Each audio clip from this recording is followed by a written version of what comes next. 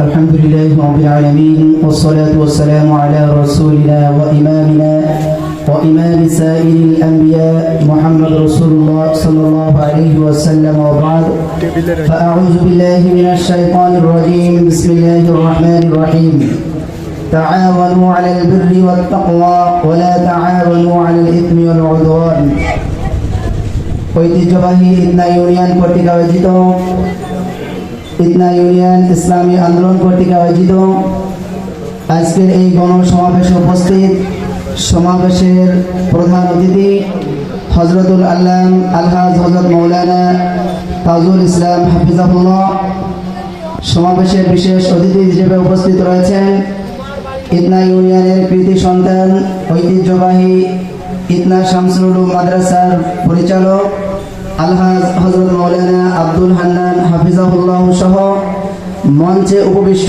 জাতির কর্ণধার হযরত উলামা ইকরাম, আমার সামনে উপবিষ্ট আগামীর বাংলাদেশ কোরআনের বাংলাদেশ হিসেবে গঠন করার জন্য এক মহান উদ্যোগ নিয়ে এই মঞ্চে আপনারা উপস্থিত হয়েছেন।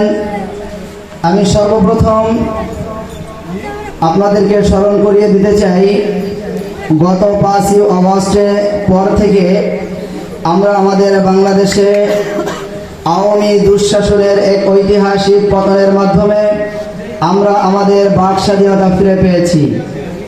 আমরা আল্লাহর জমিনে আল্লাহর বড়ত্বের কথা বলার মতো একটি উর্বর জমিন আমরা ফিরে পেয়েছি।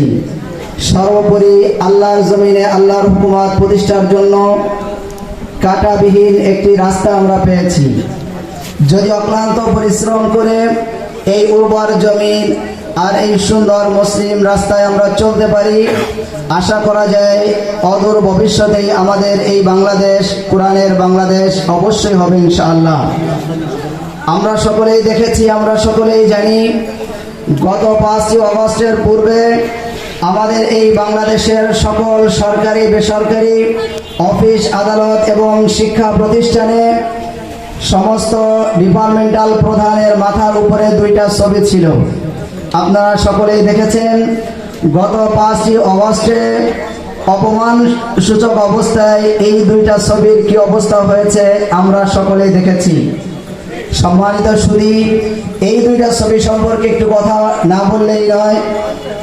যখন প্রধান বিচারপতি সহ প্রত্যেকটা ডিপার্টমেন্টাল যিনি প্রধান রয়েছেন, তিনি তার কার্যালয়ে যখন তিনি বসেছেন, তার মাথার উপরে যখন 2টা ছবি তিনি দেখতে পেয়েছেন, তিনি যখন তার কাগজে দস্তখত করবেন, তিনি যখন আইন একটা বাস্তবায়ন করবেন, তার সামনে যখন রাষ্ট্রীয় আইন, ইসলামী শরিয়াতের আইন, প্রাতিষ্ঠানিক যে নীতিমালা রয়েছে, এই সকল নীতিমালার ঊর্ধ্বে তিনি খেয়াল করেছেন কোনো নীতিমালা চলবে না, রাষ্ট্রের কোনো নিয়ম চলবে না, ইসলামী শরিয়াতের কোনো বিধিবিধান চলবে না, চলবে হলো তাদের মত আদর্শ, যাদের ছবি আমার মাথার উপরে রয়েছে। ঠিক নি ভাই? আমরা দেখেছি সমস্ত কোনো আইনকে তোয়াক্কা না করেই এই 2টা ছবির পরোক্ষভাবে তারা যেটা বলতে চেয়েছেন, দীর্ঘ 17টি বছর এভাবেই আমাদের বাংলাদেশ পরিচালিত হয়েছে।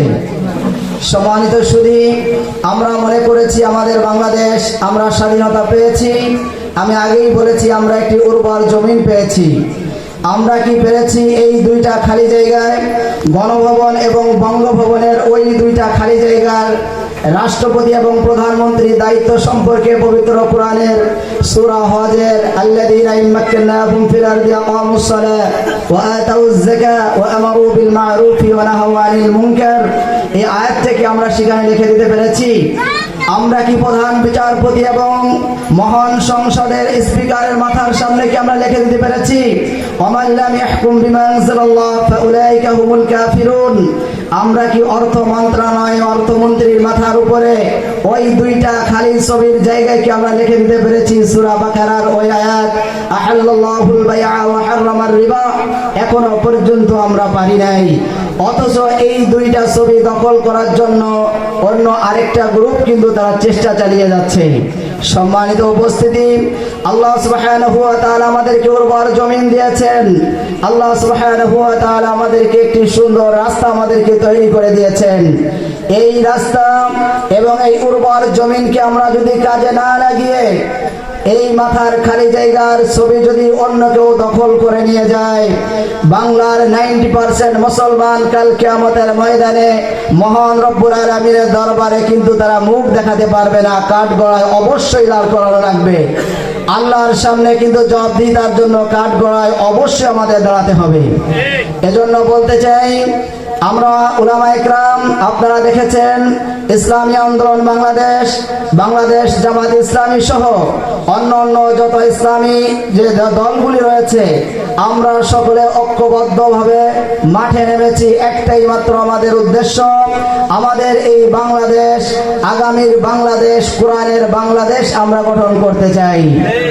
সাধারণ আপনারা যারা এখানে এসেছেন সকলের প্রতি উদাত্ত আহ্বান করতে চাই, আমরা এমন একজন নেতার পিছনে আমরা লড়ব, একজন আমাদের সাধারণ মানুষ জীবিত থাকা অবস্থায় যে নেতা রাতের আধারে বা দিনে কোনো জায়গায় পালিয়ে যাবে না, এমন নেতাকে আমরা নেতৃত্ব দিয়ে আমাদের জীবনের শেষ বিন্দু পর্যন্ত, আমাদের শরীরে রক্ত থাকা পর্যন্ত আমরা এমন একজন নেতার নেতৃত্ব মেনে আগামী দিনে আমাদের এই বাংলাদেশকে কোরআনের বাংলাদেশ আমরা গঠন করব ইনশাআল্লাহ।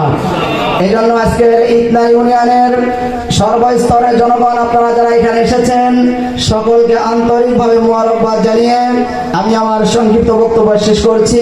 ওয়াখির দাওয়ানা আলহামদুলিল্লাহি রাব্বিল আলামিন। নাসরুম মিনাল্লাহি ওয়া ফাতহুন করিব ওয়া বাশশিরিল মুমিনিন।